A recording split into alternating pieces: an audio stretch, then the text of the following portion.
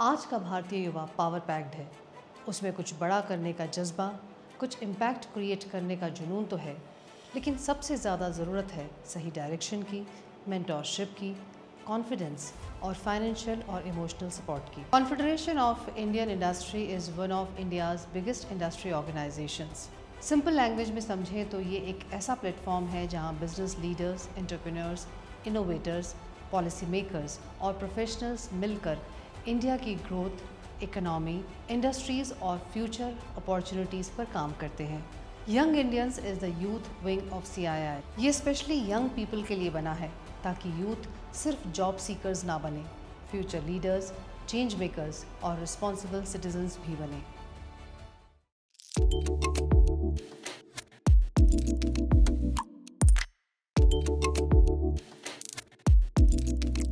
Welcome Tarang to UZK पॉडकास्ट। Thank you ma'am. Tarang, I must say कि आपका जो नाम है इट्स वेरी ब्यूटीफुल नेम, तरंग। कुछ इसके पीछे कहानी है या जस्ट ऐसे ही रखा गया?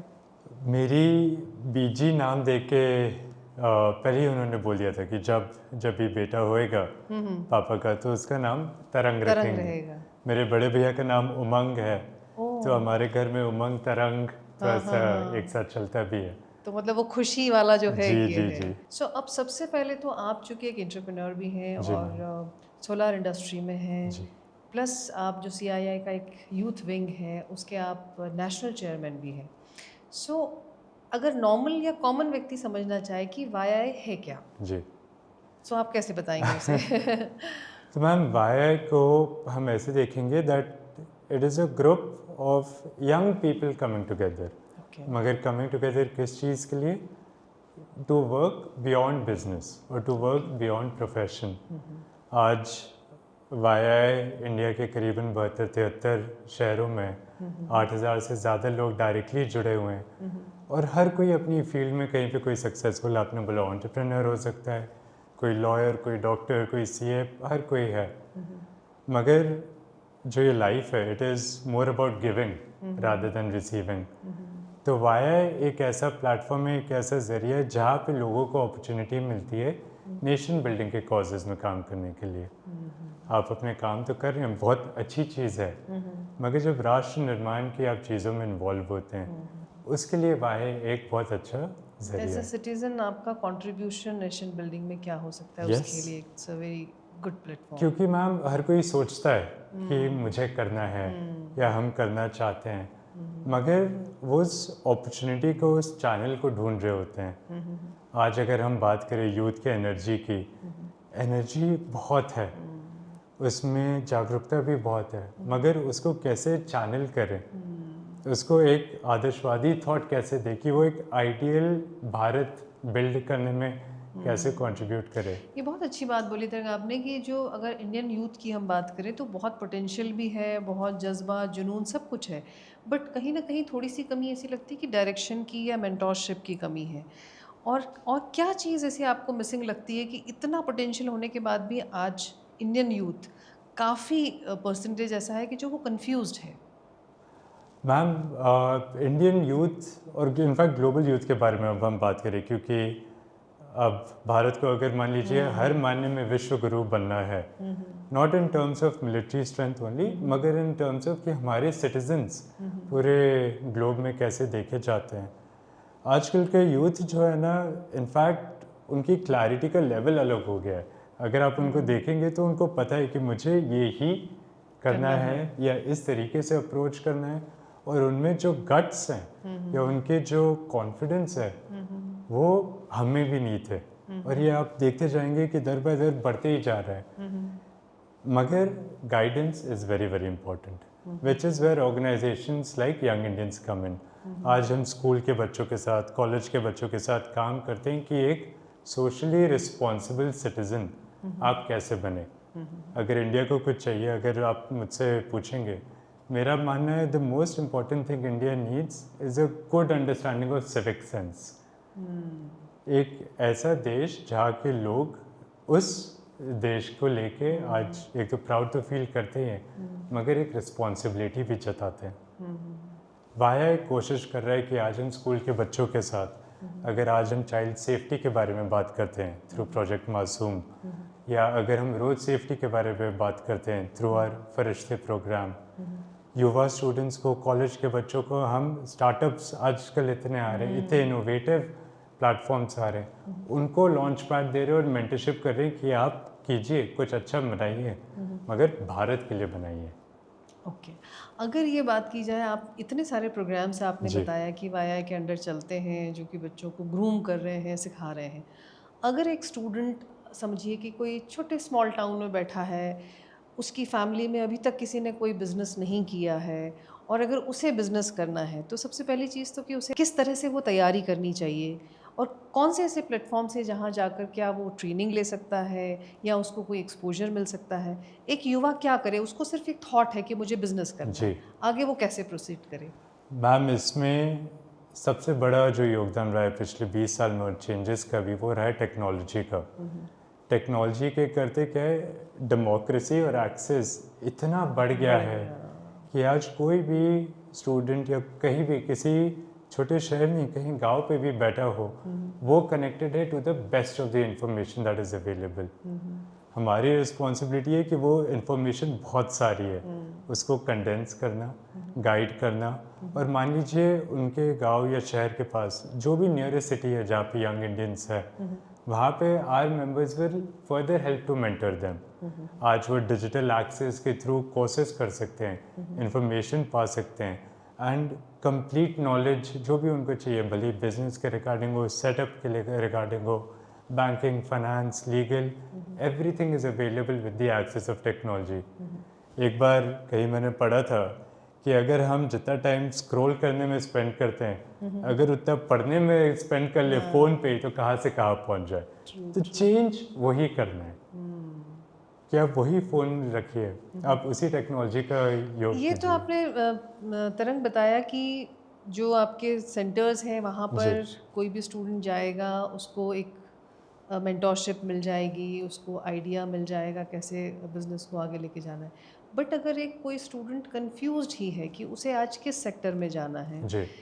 तो क्या इसके लिए भी मेंटोरशिप वाईआई के थ्रू होती है या आपका अपना पर्सनल एक्सपीरियंस क्या कहता है जी। या आपकी पर्सनल जर्नी के थ्रू आपने क्या सीखा है कि एक स्टूडेंट को अपनी बिजनेस जर्नी कैसे शुरू करनी चाहिए? मैम, पहली चीज़ तो जी, हम फैसिलिटेट करवाते हैं, हम अलग अलग कॉलेजेस के साथ, यूनिवर्सिटीज़ के साथ मिल के जो स्टूडेंट स्पेसिफिक नीड होती है उसको एड्रेस करने की कोशिश करते हैं ताकि उनको राइट गाइडेंस मिल पाए। मेरे लिए बिजनेस जर्नी भी, और आज हम सोलर एनर्जी में काम कर रहे हैं। सोलर को इंडिया में आए हुए करीबन 15 साल हो गए, 15-16 साल हुए हैं, जिसमें से बहुत प्राउडली कह सकते हैं कि हम पिछले 14 साल से जुड़े हैं। तो जब से सोलर एनर्जी चालू हुई इंडिया में, हमें एक अपॉर्चुनिटी मिली, ना ही एक नवीन उद्योग का पार्ट होने के लिए, बट ऐसा जो हमेशा उगता रहेगा या ग्रो होता रहेगा सूरज के साथ। और इस मेरी पर्सनल जो बिज़नेस की जर्नी रही है, वो पिछले 12 साल में it has seen the solar industry in India grow, plus बहुत सारे चेंजेस आए हैं, टेक्नोलॉजी के चेंजेस आए हैं, इंडिया की ग्रोथ स्टोरी चेंज हुई है।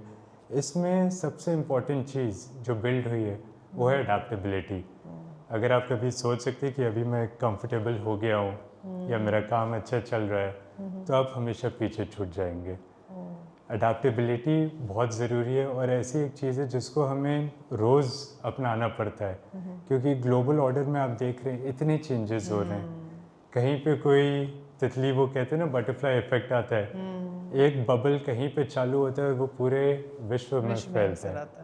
So as business people, as entrepreneurs, I think it is very very important that we are very adaptable. हम देख रहे हैं कि जो भी बिल्ड कर रहे हैं वो आज के लिए नहीं, अगले 5 साल के एक विजन के साथ कर रहे हैं, क्योंकि 5 साल में फिर कुछ नया होएगा। आपने वाईआई का जो प्लेटफॉर्म बताया वो बहुत ही मतलब खूबसूरत लग रहा है जी, देखने के लिए, बहुत ही जी। इंफॉर्मेटिव है, बहुत ही यूज़फुल है। बट क्या एक कॉमन पर्सन भी उसका हिस्सा हो सकता है जी या क्या उसके रूल्स एंड रेगुलेशंस हैं और कौन उसका पार्ट हो सकते हैं? मैम, जो यंग इंडियंस की मेंबरशिप होती है वो हर एक शहर में होती है जहाँ पे वो एस्टैब्लिश है। जैसे आज मैंने बताया भी 73 cities in India across the entire country, और वो पूरा नागालैंड से लेके भावनगर, कन्याकुमारी से Every लेके state देहरादून, है। Every state. आज हम छत्तीसगढ़ में बैठे हैं, रायपुर में हैं, दुर्ग में हैं, बिलासपुर में खुल रहा है, तो दे रीच ओके, मतलब not only one, not only one, okay, not only one. Tamil Nadu में हमारे करीबन 12-13 चैप्टर्स है।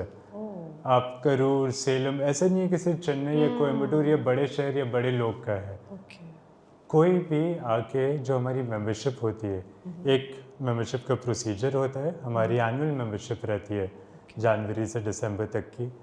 उसमें बहुत सारे एप्लीकेंट्स आते हैं, अपना एक फॉर्म भरते हैं, स्क्रीनिंग होती है, एक कमेटी बैठती है जो ये नहीं देखती कि मेंबर कितना स्ट्रॉन्ग फाइनेंशियली है या उनकी क्या बैकिंग है, बट ये देखती है कि वो इस ऑर्गेनाइजेशन में क्या कंट्रीब्यूट कर पाएंगे, क्या वो टाइम दे पाएंगे, क्या वो जो हमारे प्रिंसिपल्स है उसको फॉलो कर पाएंगे, और उसके थ्रू हम मेंबरशिप लेते हैं। नेचुरली क्योंकि एक वॉलंटरी ऑर्गेनाइजेशन है मैम, तो हमारी एक मेंबरशिप फीस भी है जो अक्रॉस द कंट्री है, और वो टाइम टू टाइम रिवाइज होते रहती है जी। सो इसमें मेंबर सिर्फ एंटरप्रेन्योर्स या जो वर्किंग प्रोफेशनल्स हैं वही हो सकते हैं, या कोई स्टूडेंट भी हो सकता है? मैम जो स्टूडेंट्स हैं उसके लिए हमारी मेंबरशिप अलग होती है। ओके, जो यंग इंडियंस की जो प्राइमरी मेंबरशिप है वो वर्किंग पीपल के लिए, बीट प्रोफेशनल्स और एंटरप्रेन्योर्स। जो कॉलेज के स्टूडेंट्स हैं वो हमारे युवा प्रोग्राम के अंतर्गत आते हैं कॉलेज के, और स्कूल के स्टूडेंट्स आते हैं थालेर। थालेर actually it's a Tamil word जिसका मीनिंग होता है नर्चर। तो हम उस सैपलिंग को, उस सीड को नर्चर करते हैं to be a good plant. आज हमारे ऑलमोस्ट 20 लाख युवा स्टूडेंट्स हैं अक्रॉस द कंट्री जो अलग अलग कॉलेजेस में, अलग अलग शहरों के थ्रू जुड़े हुए हैं। रायपुर में आप जो बात करेंगे 6-7 आपकी सारी universities and colleges, they are all affiliates of YI. कोई सक्सेस स्टोरी है जो ये स्टूडेंट्स जुड़ते हैं, इतने स्टूडेंट्स जुड़ रहे हैं, बिल्कुल तो कोई मैम। एक ऐसा स्टूडेंट या कोई एक ऐसी स्टोरी जो आप शेयर करना चाहें? मैम हमारा एक इनोवेशन का एक प्रोग्राम होता है, इनोवेट डिज़ाइन शेयर करके, आइडियाज़ करके होता है। उसमें हम एवरी ईयर इनोवेशन चैलेंजेस रखते हैं फॉर इश्यूज सराउंडिंग भारत और इश्यूज। मान लीजिए कभी भारत की क्लेanलीनेस के लिए एक इनोवेशन चैलेंज हो गया, या वेस्ट मैनेजमेंट के लिए हो गया, एनर्जी सिक्योरिटी के रिगार्डिंग हो गया। ऐसे चैलेंजेस हम इंडिया वाइड करते हैं। मैं एक नहीं आपको 2 स्टोरीज बताता हूँ अगर मौका मिलेगा। हमारा एक स्टार्टअप करूर से था जिन्होंने ड्रोन बेस्ड एक सोल्यूशन बनाया था फॉर फार्मिंग। ओके, उनका कहीं पे कोई एक्सेस नहीं, बच्चों का दिमाग था, मेंटरशिप वाई के मेंबर्स की थी।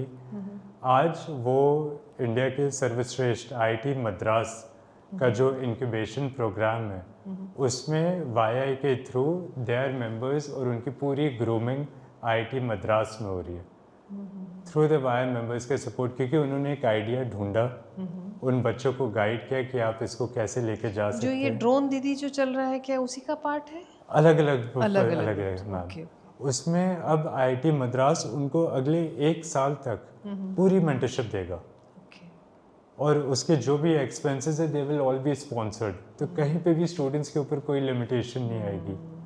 लाइकवाइज एंटरप्रेन्योरशिप को लेके मैम हमारे कश्मीर में कुपवाड़ा पहलगाम के आगे हमने कॉटेज इंडस्ट्री का एक प्रोग्राम चालू किया last year with the support of the Indian army. Okay, और वो बनाते क्या है उस कॉटेज इंडस्ट्री में, इंडियाज़ फ्लैग्स। ओह, तो उस लेडी को जिन्होंने चालू किया था, आज वो फ्लैग वुमन ऑफ कश्मीर के नाम से जानी जाती है। उनके इंडस्ट्री के, उनके वहाँ पे हमने सिर्फ मशीन दे के छोड़ नहीं दिया, गाइडेंस किया कि कल को आके आप और क्या काम कर सकते हैं, क्या मार्केट आपके खुल सकते हैं। कुपवाड़ा कश्मीर में आज एक कॉटेज इंडस्ट्री ब्लूम कर रही है जिसमें थोड़ा सा हिस्सा वाई का रहा है। तो ये जो कहानियाँ निकलती है, ये जो इम्पैक्ट स्टोरीज निकलती है, इससे ज़्यादा मोटिवेशन और कुछ चाहिए नहीं हमें। आपने इतने सारे सेशंस अटेंड किए जी। होंगे, इतने स्टूडेंट्स को ग्रूम किया होगा, मेंटरशिप दी होगी, ऐसे क्या 3 आप टिप्स कहें कि आपने कंसोलिडेट किए कि ये 3 जो क्वालिटीज़ हैं, जो भी कोई व्यक्ति या तो स्टार्टअप करना चाहता है या बिजनेस में आना चाहता है, तो उसमें ये 3 क्वालिटीज़ तो होनी बहुत मस्ट है?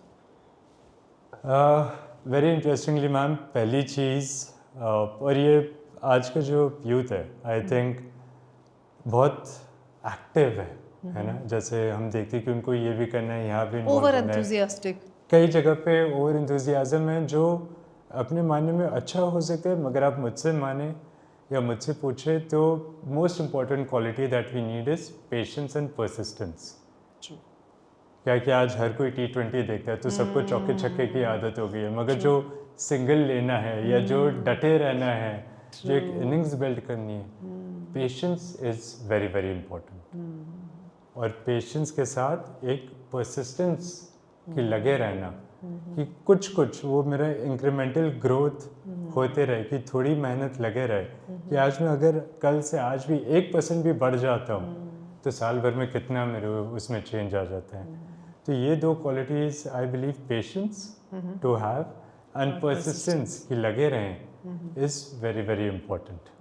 और यही आई थिंक आज के यूथ में कहीं कहीं मिसिंग लगता है, बिकॉज उनको बहुत जल्दी बहुत कुछ अचीव करना है, और ये शायद उनके लिए आगे जाके नुकसानदायक भी हो सकता है। हाँ मैम, ये दिस इज़ वेयर हमारा रोल आ जाता है कि उस जो हम वही बात की, वो जो एनर्जी है, अब हमारी रिस्पॉन्सिबिलिटी अगर एक विकसित भारत 2047 या ब्रांड इंडिया हम लोग को बिल्ड करना है, उस यूथ की एनर्जी को हम कैसे एक आइडियलिज्म की तरफ लेके जाएं, दैट इज़ आवर रिस्पॉन्सिबिलिटी। क्योंकि अगर हम 2 युवा स्टूडेंट्स या 5 युवा स्टूडेंट्स किसी को भी मेंटर कर पाए, एक को कर पाए, it makes difference. It makes a significant difference. अब हम आते हैं सोलर पर। जी ma'am.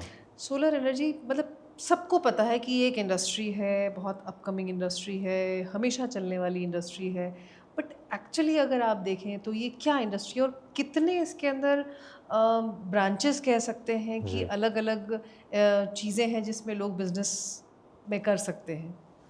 Ma'am, we been blessed कि सोलर एनर्जी का जो पूरा ग्रोथ हुआ है इंडिया में ओवर द लास्ट 2 डेकेड्स, हमने बहुत क्लोजली देखा है। आज रायपुर में हमने जब 2014 में चालू किया था हमारा काम, तो एक 25 मेगावाट की मैनुअल लाइन से चालू किया था। आज इंडिया के अबाउट टॉप 15 कंपनीज में करीबन 3000 मेगावाट्स रोज़ का हम काम करें। सो 25 से 3000 की जो जर्नी रही है, इसमें हमने बहुत सारे लोगों को देखा है, बहुत सारे काम देखे हैं, और इस इंडस्ट्री का जो पोटेंशियल है स्किल डेवलपमेंट में इज़ वेरी इमेंस। क्योंकि कहीं पे भी आप देखेंगे हर एक नेचर ऑफ वर्क पूरे ऑटोमेटेड लाइंस में काम करते हैं। तो सोलर मैन्युफैक्चरिंग के साथ वो और किस किस इंडस्ट्री को सपोर्ट करती है, skill education and training very importantly, क्योंकि सारी जो मशीन्स हैं बहुत हाईली ऑटोमेटेड और मैकेनाइज्ड है। तो आज जो हमारे पास भी गांव-गांव से जो सब आ रहे हैं, हर कोई एक ऑटोमेटेड मशीन ऑपरेट कर रहा है, ना ही सिर्फ लोडिंग अनलोडिंग के काम कर रहा है। मतलब जॉब्स भी काफ़ी क्रिएट हुए जॉब्स हैं। बहुत क्रिएट हुए हैं ma'am, and skill jobs create हुए हैं, विच इज़ वेरी इंपॉर्टेंट। इसके साथ मैम ये जो सर्विस सेक्टर है, क्योंकि जहाँ पे मैन्युफैक्चरिंग होती है उसके साथ सर्विस भी देनी होती है, जो इंस्टॉलेशंस करते हैं, जो अलग अलग जगहों पे, भले ही आपके आज घर पे हो, किसी कॉलेज यूनिवर्सिटी में हो, या जो हम बड़े स्केल पे मेगा प्रोजेक्ट्स देखते हैं, उन सब के इंस्टॉलेशंस की इंडस्ट्री इज़ वेरी ह्यूज। या अगर एक कॉमन पर्सन समझना चाहे, हम तो जानते हैं, जी। जैसे आप अगर इस इंडस्ट्री में आप जानते हैं कि सोलर पैनल्स होते हैं, जी, उनको जी, लगाया जी, जाता जी। है। एक कॉमन पर्सन के लिए अगर हम समझना चाहें कि क्या है सोलर इंडस्ट्री, है क्या और वो कैसे काम करती है? सोलर इंडस्ट्री एक्चुअली है काफ़ी सिंपल। इसमें हमारे थोड़े कंपोनेंट्स होते हैं, जैसे पैनल, इन्वर्टर, स्ट्रक्चर, थोड़े कंपोनेंट्स होते हैं। उसके बाद उसकी इंजीनियरिंग लगती है, जो किसी भी साइट के हिसाब से, भले ही वो छोटी से छोटी छत हो या मेगा प्रोजेक्ट हो, उसकी इंजीनियरिंग लगती है, जहाँ पे जाके उसको इंस्टॉल करते हैं। कोई एक कॉमन पर्सन कैसे एंटर कर सकता है? वो एक इकाई के रूप में आ सकता है, क्योंकि मैन्युफैक्चरिंग के लिए आपको फिर भी एक इंडस्ट्री का बेस चाहिए। इकाई तो क्या है, सर्विस में ऑर्डर से ऑर्डर में अपने काम कर सकते हैं। जैसे जो ये कंपोनेंट्स हैं, जी, इनको आप इनको इकट्ठा करके करके कल को इंस्टॉलेशन कर सकते हैं। इसके साथ मैम ऑपरेशंस और मेंटेनेंस, क्योंकि जहाँ इतने पैनल लग रहे हैं तो सबकी क्लीनिंग, सबकी मॉनिटरिंग, सबका ऑब्जर्वेशन बहुत क्रूशल रहता है। क्योंकि सूरज हमें तो पूरी रोशनी दे देता है, मगर अगर मेरे वो पैनल पे ही धूल रहे या जमी रहे तो मुझे उसका फुल बेनिफिट नहीं मिलता। तो ऑपरेशंस एंड मेंटेनेंस में भी इमेंस वर्क मिल रहा है। लास्टली टेक्नोलॉजी, जब इंडिया में पूरी एक क्रांति आ गई है एनर्जी को लेके और स्पेशली सोलर को लेके, उस क्रांति को अगर जोड़ना है तो वो टेक्नोलॉजी ही जोड़ सकती है। Smart systems, remote solutions, drone based photography, ये सारी चीज़ें भी अलग अलग इंडस्ट्री से जो अब डेवलप होनी चालू हो गई हैं सोलर के थ्रू। तो काफ़ी एक्साइटिंग टाइम है। नेचुरली एनर्जी सिक्योरिटी अगर हम देखें इंडिया की, स्पेशली पिछले 3-4 महीनों में जब ये पूरे ऑयल शॉक्स हुए हैं, तो रिन्यूएबल एनर्जी की तरफ जाना अब एक ऑप्शन नहीं है, it is a compulsion, it is a necessity. और उसमें सोलर सबसे ज़्यादा स्टेबल, सबसे ज़्यादा वेल एस्टैब्लिश्ड और डिसेंट्रलाइज्ड है।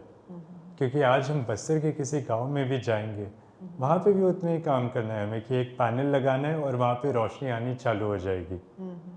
तो हर कोने में और बिना किसी ट्रांसमिशन, बिना किसी डिस्ट्रीब्यूशन के। तो जैसे हमने बात की कि टेक्नोलॉजी डेमोक्रेसी के लिए कितना इम्पोर्टेंट रहा है, वैसे ही एनर्जी एक्सेस भी बहुत ज़रूरी रहा है एक सोशल अपलिफ्टमेंट करने के लिए, जिसमें सोलर का बहुत की रोल रहा है। और जिस तरह से गवर्नमेंट सपोर्ट कर रही है, जी जैसे मैम। मोदी जी का भी कहना है कि अब मतलब काफ़ी मतलब उनके स्कीम्स, या हम कहें कि जिस तरह से गवर्नमेंट भी लगी है कि आप हर जगह ये पहुंच जाए, तो आपको क्या लग रहा है कि बिजनेस अपॉर्चुनिटीज़ भी लोगों के लिए काफ़ी बढ़ी हैं? Yes ma'am, absolutely. क्योंकि सोलर इंडिया में स्टार्ट हुई, ठीक है, थोड़ा टाइम हो गया और हर जगह दिख भी रहा है, मगर इसको जाना भी बहुत दूर है। तो naturally a lot of business opportunities are coming up for people in this. मगर इसमें हमें ये भी ध्यान रखना पड़ता है कि रिस्पॉन्सिबिलिटी बहुत बड़ी है। आज जो हम पैनल बनाते हैं उसमें मैम 25 साल की वारंटी देते हैं प्रोडक्ट में, जो कहीं से भी आसान नहीं होता। तो जो क्वालिटी पे फोकस है वो बहुत ज़रूरी है। आज आप किसी के घर में एक सिस्टम लगा रहे हैं, तो कैसे उनके सिस्टम को, कैसे उनकी इलेक्ट्रिसिटी को सेफगार्ड करते हैं, वो बहुत ज़रूरी है।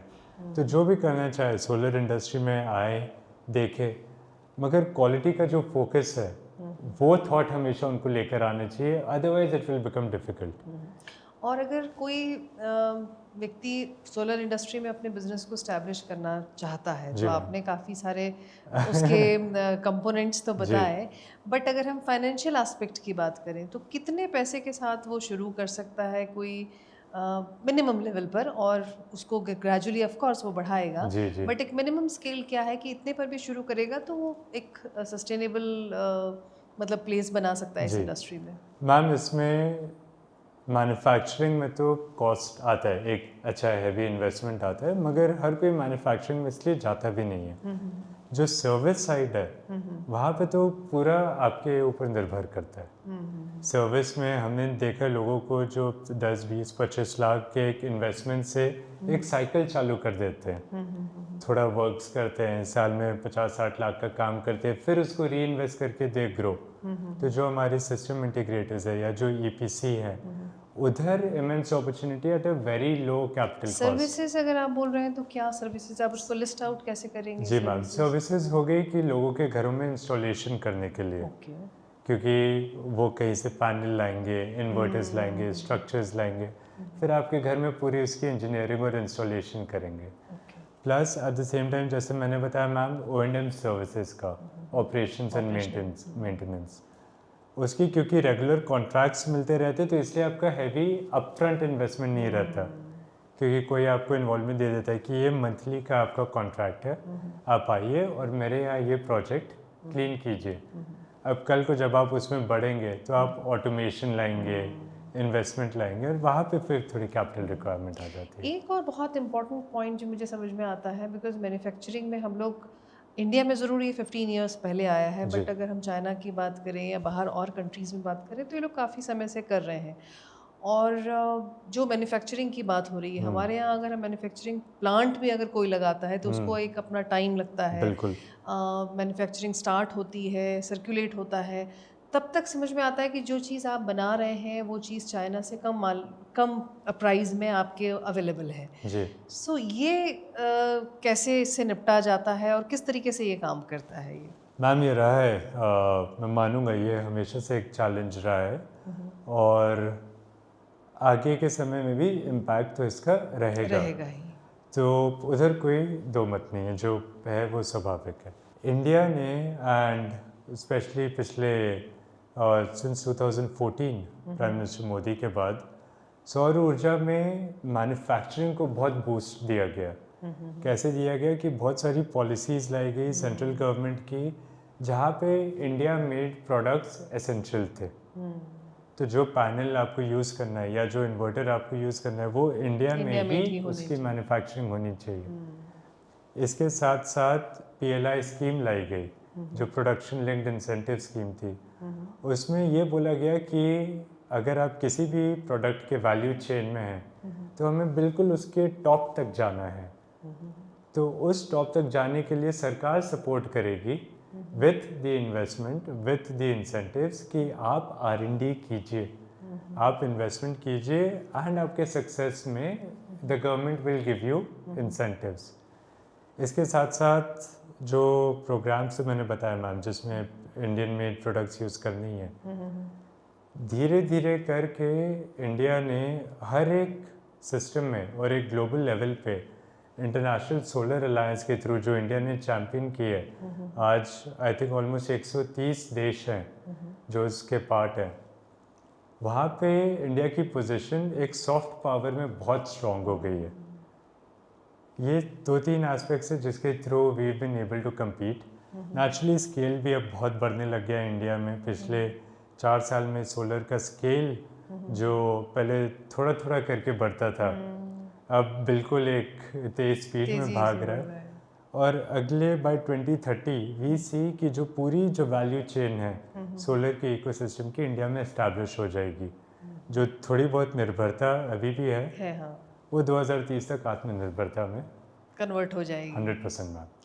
सो अभी हम लोगों ने बहुत सारे एस्पेक्ट्स बात किए, सोलर को तो बहुत डिटेल में बात किया, बट अदर और भी ऑप्शंस हैं जहाँ पर स्टूडेंट्स हैं या जो भी फ्यूचर में बिजनेस करना चाहते हैं, उनके आइडियाज़ होंगे या उनकी सोच होगी कि उस तरफ जाएं। आपको लगता है कि एक स्किल, प्रोफेशनल स्किल्स तो जो ज़रूरी होती हैं या डिग्रीज ज़रूरी होती हैं, बट एक पर्सनल स्किल्स भी बहुत ज़रूरी होती हैं एक पर्सन के अंदर, इधर हम उसको कहें लीडरशिप क्वालिटी कहें या हम रेजिलियंस कहें या हार्ड वर्क कहें। जी सो ये कितना मैटर करता है किसी भी बिजनेस में एंटर करने के लिए और सस्टेन करने के लिए? मैम, आजकल जो डेवलपमेंट्स हो भी रहे हैं, हर जगह जहाँ हम देख रहे हैं, फोकस कम्प्लीटली शिफ्ट हो गया टुवर्ड्स पर्सनल स्किल्स। जैसे आपने बोला, आप अपने टेक्निकल स्किल्स बिल्कुल लीजिए, आप अपने फाइनेंशियल नॉलेज पूरी गेन कीजिए,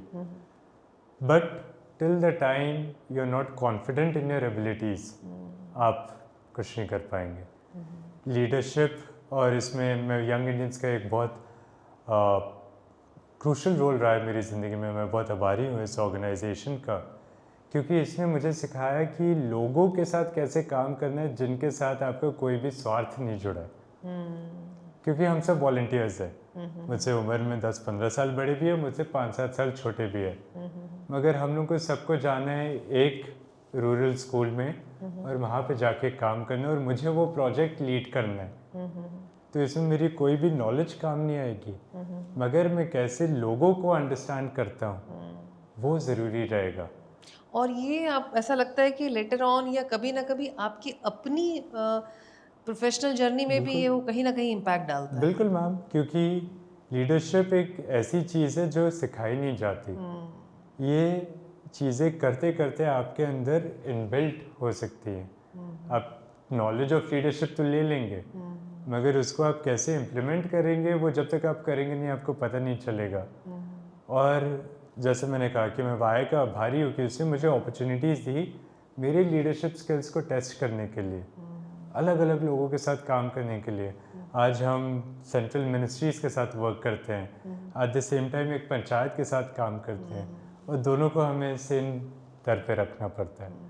युवा स्टूडेंट्स के लिए भी इट इज़ सो इम्पॉर्टेंट कि अपना कॉन्फिडेंस, अपनी लीडरशिप स्किल्स ग्रूम करें, अपनी एक जो पर्सनालिटी है उसको कैसे रिप्रेजेंट करते हैं, क्योंकि लोग बियॉन्ड नॉलेज ढूंढ रहे हैं कि आज जो भी उनके ऑर्गेनाइजेशन से जुड़े वो डेडिकेशन के साथ जुड़े, भले थोड़ा सिंपल रहे, नॉलेज गेन हो जाएगी, एक्सपीरियंस मिल जाएगा, बट डेडिकेटेड रहे और साफ मन से रहे। I think it is very very important. अगर सोलर इंडस्ट्री की हम बात करें तो आपको फ्यूचर क्या लग रहा है अभी कि क्या फ्यूचर होगा? हालांकि ऑल्दो आपने बताया जी कि मैम। हम आत्मनिर्भर हो जाएंगे, बट ये एक बहुत लार्ज स्केल पर है। जी एक जो अभी एंटर कर रहा है इस इंडस्ट्री में, या जो इस थॉट प्रोसेस में है कि उसे एंटर होना है जी। अभी, उसके लिए उस लेवल तक अभी सोचना आई थिंक वो नहीं है, बट उनके लिए क्या फ्यूचर है जो उनको इग्नाइट करे कि वो इस इंडस्ट्री में जाएं? मैम, हो क्या है, जो एनर्जी इंडिया की देखिए, अगर हम एनर्जी मिक्स के बारे में बात करें, अभी भी पर कैपिटा हम बहुत कम एनर्जी यूज़ करते हैं डेवलप्ड देशों के मुकाबले। तो हमें जो भी एक विजन रखना है वो हमेशा 2047 तो हम रख ही रहे हैं, विकसित भारत का, इंडिया एट 100, तब तक इंडिया पूरा चेंज हो जाएगा। इंडिया की एनर्जी नीड्स भी चेंज हो जाएगी, रिक्वायरमेंट्स भी चेंज हो जाएगी। तो आज कोई एंटर करना चाहे भी, उनको भी वो सोचना होगा कि मैं अभी के लिए नहीं, मैं लंबे काम के लिए आ रहा हूँ, और एनर्जी डेवलप होती जाएगी। आज सोलर के बारे में बात हो रही है, कल स्टोरेज के बारे में बात होगी। आप देखते हैं हर जगह, क्योंकि बैटरीज, स्टोरेज, इसमें बहुत डेवलपमेंट हो रहा है, और इंडिया में भी बहुत लीड ली जा रही है कि हम कैसे हमारे ग्रिड को स्टेबल कर सकते हैं। टेक्नोलॉजी के बारे में हमने बात की क्योंकि सबको सुविधा चाहिए, जिसके भी घर में जो इंस्टॉलर है उसको भी सुविधा चाहिए, जो ग्राहक है उसको भी सुविधा चाहिए, सबको सुविधा क्या देता है? Mobile phone. तो कैसे हम अपने सिस्टम्स का ध्यान रख सकते हैं, कैसे हम उनकी रिमोट मॉनिटरिंग कर सकते हैं, उसमें बहुत पोटेंशियल आ रही है। तो जो भी आए उनको नेचुरली थोड़ा सा टाइम लगेगा इंडस्ट्री को समझने के लिए, मगर ये देख ले कि जो इंडिया में एनर्जी ग्रोथ होनी है उसकी वो असीम है, और उस असीमित ग्रोथ में जो सोलर का रोल रहेगा वो सबसे ज़्यादा महत्वपूर्ण रहेगा, क्योंकि धीरे धीरे फॉसिल फ्यूल्स कम हो जाएंगे, ऑलरेडी हो गए हैं, नेट ज़ीरो की तरफ हर कोई बढ़ रहा है। और जब नवीन ऊर्जा के जो भी आपके स्रोत आते हैं, सोलर सबसे ज़्यादा स्टेबल और सबसे वेल एस्टैब्लिश्ड है और सबसे ज़्यादा एप्लीकेबल है। बट एक इम्पॉर्टेंट इशू उसमें ये भी आता है कि जितने भी बड़े ग्रुप्स हैं, बिजनेस ग्रुप्स हैं या इंडस्ट्रीज़ हैं, वो ऑलरेडी, अगर ये इतना अपकमिंग सेक्टर है तो वो एंटर कर चुके हैं। जी। ऑफ कोर्स एक कॉमन पर्सन या न्यूली जो एंटर करना चाह रहा है वो उन लोगों से compete नहीं कर सकता। तो दोनों के लिए क्या डिफरेंस आपको लगता है कि जो ऑलरेडी established कंपनीज हैं, जी। बड़े बड़े brands, I don't want to take names, please. But वो लोग अगर आ रहे हैं तो उनके पास इंफ्रास्ट्रक्चर है, उनके पास नेटवर्किंग है, सो एक कॉमन पर्सन अगर इसमें एंटर करना चाहेगा तो उसको क्या फ़ायदे होंगे या कैसे जाए वो? मैम, इसमें एक नेचुरल अंडरस्टैंडिंग ये रहेगी कि मान लीजिए जो भी बड़े ब्रांड्स हैं उनको लोकल सपोर्ट तो लगता है। एक किसी को जो अपना शहर पता है या गांव पता है, हर किसी को ये भी मानना पड़ेगा कि अलग करने की रिक्वायरमेंट नहीं है। ओके। समटाइम्स हम लोग क्या है कि इनोवेशन और डिफरेंस के पीछे इतना भाग जाते हैं कि लगता है कि यार जो काम है उतना ही अच्छे ऑलरेडी से जो होता है, है। हाँ। अब आप सोचिए जो भी इंडिया भर के बड़े ब्रांड्स हैं, वो जनरेट कर रहे हैं। उनको भी चाहिए कि कोई उनका आज रायपुर में आके या बलौदा बाजार में आके या दुर्ग में आके काम करे। आप उसमें क्यों नहीं जुड़ सकते हैं? आपको क्रेडिबिलिटी भी मिलेगी, उस ब्रांड के साथ आपका एसोसिएशन भी रहेगा। तो भले ही आप नए हैं, मगर अगर आप किसी ब्रांड के साथ जुड़े तो ऑटोमेटिकली आपका दर्जा भी ऊपर बढ़ जाता है। और तो सीखने को भी मिलता है। सीखने को भी मिलता है क्योंकि उनकी पूरी गाइडेंस फिलॉसफीज रहती है। तो हमें ये एक्सेप्ट करके चलना पड़ेगा कि हर बार मुझे कुछ नया शायद नहीं करना। बहुत इंटरेस्टिंग तरंग, ये एक बहुत ही इंटरेस्टिंग बात निकल कर आई कि क्योंकि आज अभी अगर देखा जाए तो युवा इनोवेशन, स्टार्टअप, न्यू आइडिया, बस इसके पीछे भाग रहा है। जो ऑलरेडी एग्जिस्ट कर रही हैं चीज़ें, उनको भी एक नए सिरे से देखने की ज़रूरत है शायद। 100%, क्योंकि नए की जगह अपनी है, पुराने में डेवलपमेंट की जगह अपनी है, बट कई बार थोड़ी बहुत चीज़ें जो बेसिक से आपको स्टार्ट करनी पड़ती है। लास्टली हमने ये तो बहुत बात कर ली कि हमें क्या करना चाहिए, क्या करना चाहिए, बट क्या नहीं करना चाहिए। एक स्टूडेंट है या एक यूथ है, उसको अगर इधर वो किसी जॉब में भी जाना चाह रहा है, इधर बिजनेस में जाना चाह रहा है, तो क्या ऐसी चीज़ें जो उसे बिल्कुल नहीं करनी चाहिए? मैम आई थिंक ऐसे नहीं करना चाहिए, मैं एक बार थोड़ा सोचूंगा, मगर उनको कभी भी ये नहीं सोचना चाहिए कि वो या तो अकेले हैं या उनको खुद करना है या सिर्फ अपने स्वार्थ की पूर्ति के लिए करना है। क्योंकि और मैं इसको 2-3 चीज़ों से लिंक करूँगा। मैंने क्यों बात किया अकेले के, क्योंकि मेंटल हेल्थ के बारे में अब आप देख रहे हैं कितनी ज़रूरी हो गई हैं चीज़ें to take care of mental wellbeing, to take care of mental health. And 20s की जनरेशन में it has become very prominent that you need support. तो कभी भी किसी को ये नहीं सोचना चाहिए या ये नहीं लगना चाहिए कि मैं धुरंधर हूँ, मैं अकेले सब कर लूँगा। हाँ। आप हो, मगर आपके But साथ you need कंधे पे support, कंधा हाँ। लगाने के लिए बहुत लोग हैं। एट द सेम टाइम जो हमने पहले बात की थी पेशेंस की और इसकी, छोड़ देते हैं, मूव कर जाते हैं इम्पेशेंट रहते हैं, नहीं हुआ हाँ। दूसरा, चलो दूसरा चेंज करते हैं। और किसी भी चीज़ को लेके ना एक शॉर्ट टर्म विजन ना करें, नहीं तो हम मायोपिया के विक्टिम हो जाते हैं। हमें एक लॉन्ग टर्म विजन लेके चलना पड़ेगा क्योंकि आप बस वो ये सोचते कि मैं अगली छुट्टी कहाँ मनाऊँ या अगला घूमने कहाँ जाऊँ, वो सब बाय प्रोडक्ट है। आप ये सोचिए कि 5 साल में आपकी ज़िंदगी कहाँ लेके जा रही है और ये सारी चीज़ें भी करते रहिए। सो एक थोड़ा सा विजन जो अगेन गीता कि आप अपना काम करते रहिए और फल की चिंता मत करिए। एब्सोल्युटली मैम, एब्सोल्युटली मैम, क्योंकि आप बिजनेस की बात कर लें, पर्सनल लाइफ के बारे में बात कर लें, प्रॉफिट हो जाए बिजनेस में या सोसाइटल स्टैंडिंग हो जाए in your personal life, it is all a by product of good and hard work done. Very true. And I have also seen, I can say my personal experience कि जब आप अपना 100% किसी चीज़ में लगाते हैं तो आपको सक्सेसफुल होने से कोई नहीं रोक सकता। वो तो है मैम कि वो सिर्फ एक फंक्शन ऑफ टाइम हो जाता है, किसी को थोड़ा पहले, किसी को थोड़ा बाद, बट जर्नी सबकी कंप्लीट हो जाती है और उस पर फेथ तो रखना पड़ेगा। अब भले ही एंटरप्रेन्योर रहे, प्रोफेशनल रहे, जो भी करें, बट जो आपके एथिक्स है उसको हमेशा सेंटर में उससे रखें, कॉम्प्रोमाइज़ कभी नहीं उससे कभी कॉम्प्रोमाइज़ ना करें। वो एक गाइडिंग प्रिंसिपल रहा है और उसी के बेसिस पे चलते आए हैं। इकबाल मूवी आई थी, आपको याद होगा, श्रेयस तलपड़े की, उसका जो गाना है आशाएं, इट इज़ वेरी फेमस। उसकी भी एक लाइन है जो समवेयर मुझे मोटिवेट करती रहती है और वो यही कहता है कि कुछ ऐसा करके दिखा, खुद खुश हो जाए खुदा।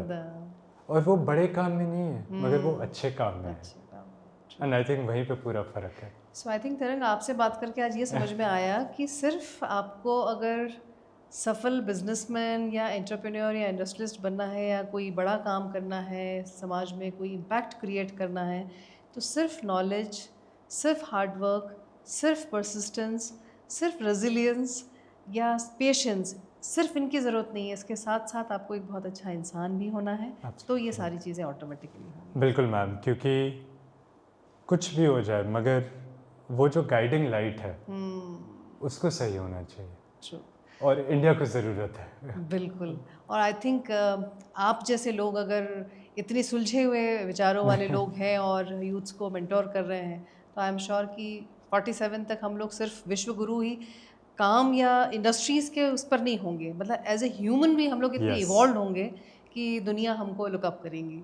बिल्कुल मैम, हम इकोनॉमिकली आज दुनिया की 3rd लार्जेस्ट इकॉनमी है, कंट्री है, 5 साल में 2nd लार्जेस्ट हो जाएगा, सब हो जाएगा, मगर रिस्पॉन्सिबिलिटी उससे ज़्यादा है। क्या हम इन ए ट्रू मैनर आज कोई एक यंग इंडियन खड़े होकर बात करे तो क्या दुनिया के लोग उसको सुनते हैं? वहाँ पहुँचना है। और बिल्कुल ये विशेज़ है हमारी कि इनफैक्ट हर भारतीय की ये विश है कि ये चीज़ बिल्कुल सही साबित हो और जल्दी हम लोग उस लेवल पर पहुँचें। बिल्कुल ma'am. Thank you so much sir. Thank you ma'am, thank you so much. So today's conversation was not about only business or about designation.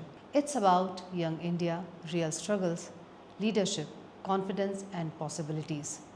Success impresses people, but purpose transforms lives.